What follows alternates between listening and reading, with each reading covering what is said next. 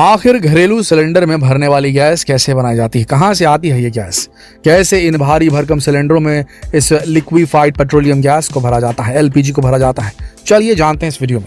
घर में इस्तेमाल होने वाली घरेलू गैस हमें दो तरह से प्राप्त होती है, एक धरती के नीचे नेचुरल गैस के भंडार से और दूसरा पेट्रोलियम से यानी कि कच्चे तेल से। लेकिन इस नेचुरल गैस के भंडार को ढूंढना, उसे धरती की गहराई से बाहर निकालना इतना आसान नहीं है।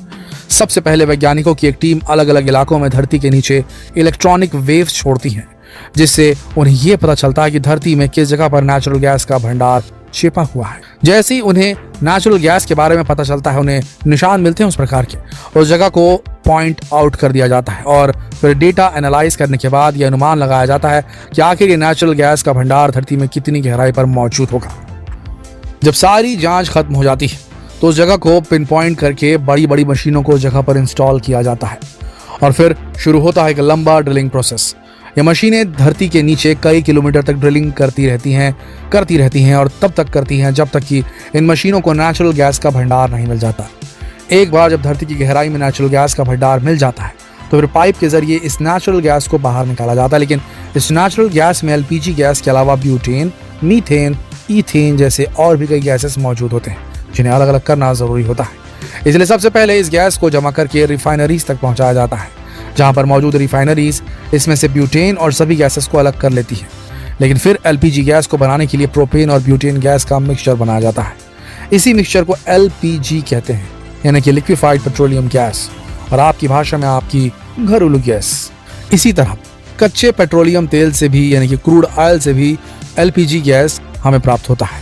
लेकिन कच्चे तेल को दो तरीकों से निकाला जाता है। एक बिल्कुल उसी तरीके से निकाला जाता है जिस तरीके से नेचुरल गैस को निकाला जाता है।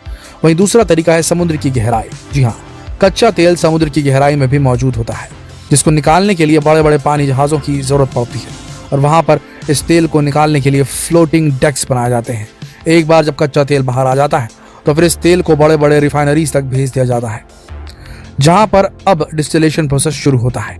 इस डिस्टिलेशन प्रोसेस से कच्चे तेल को अच्छी तरह से गर्म किया जाता है। सबसे पहले कच्चे तेल को 300 डिग्री सेल्सियस में गर्म किया जाता है, जिसकी वजह से इससे निकलने वाली गैस डिस्टिलेशन सिलेंडर के टावर में ऊपर की तरफ उड़ने लगती है। इस डिस्टिलेशन टावर में अलग अलग चेम्बर्स बने होते हैं। जैसे जैसे कच्चे तेल का भाप ऊपर की ओर उठने लगता है, ये गैस ठंडी होनी शुरू हो जाती है और अलग अलग चेम्बर्स में जमा होने लगती है, जिसमें सबसे पहले चेम्बर में हमें फ्यूल ऑयल मिलता है। उसके बाद ये गैस एलपीजी गैस जो होती है वो हल्की होकर उसके ऊपर के चेम्बर में जमा हो जाती है फर्नेस के, जहां से हमें डीजल प्राप्त होता है। इसी तरह डीजल के बाद पेट्रोल और सबसे टॉप पर हमें एलपीजी गैस का प्राप्ति होती है। बिल्कुल इसी तरीके से एलपीजी गैस हमें मिलती है, लेकिन अभी इसे सिलेंडर में भरना बाकी है, इसकी बॉटलिंग होनी बची हुई है। इसके लिए रिफाइनरी अलग अलग कंपनियों को इस एलपीजी गैस को बेचने का काम दे देती है। कंपनी इस गैस को खरीद कर अपने फिलिंग स्टेशन तक पहुंचा देती है। एक बार फिलिंग स्टेशन तक पहुंच जाते हैं, इन गैसों को टैंकरों में खाली कर लिया जाता है और फिर ये मशीनें इस छोटे छोटे लाल सिलेंडर में बहुत तेजी से एलपीजी गैस भरने का काम करती है। इन मशीनों को कुछ इस तरह से प्रोग्राम किया जाता है कि ये हर एक सिलेंडर में एक सीमित मात्रा में गैस भरती है और जैसे ही गैस भर जाती है ये ऑटो कट ऑफ हो जाती है। इसके बाद ये एलपीजी गैस से भरा हुआ लाल सिलेंडर छोटे छोटे डीलर्स तक पहुंचता है। डीलर्स अब इस सिलेंडर को आपके घर तक पहुंचाने का काम करते हैं। तो आपने देखा कि आपके घर में इस्तेमाल होने वाली एलपीजी गैस कितना लंबा सफर तय करके आती है। लेकिन आपको बता दें कि ये non renewable source of energy है, यानी कि इस गैस को दोबारा नहीं बनाया जा सकता। एक बार जो खत्म हो गया सो खत्म हो गया। वहीं धरती के अंदर मौजूद इस गैस का भंडार अब बहुत सीमित रह गया है, इसलिए इसका इस्तेमाल अब बहुत सोच समझ कर करना चाहिए।